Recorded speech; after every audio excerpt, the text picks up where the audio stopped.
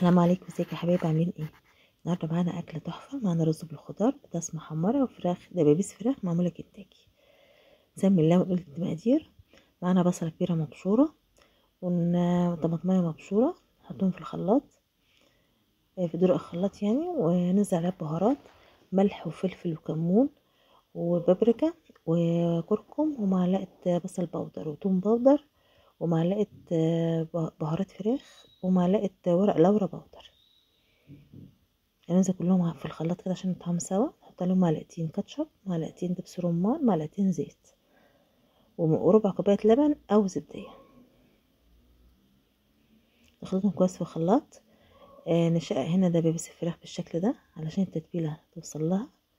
وياريت لو ننقعهم في التتبيلة ليلة كاملة في التلاجة، أو على الأقل 3-4 ساعات قبل ما نستعملها.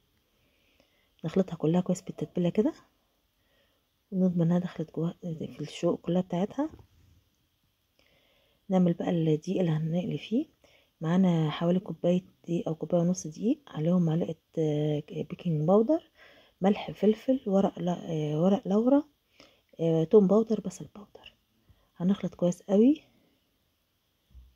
الدبابيس كده في الدقيق كويس لما يتغلف كلها تماما. نكون مسخنين الزيت، ميكونش درجة حرارته عالية، تكون درجة حرارة متوسطة.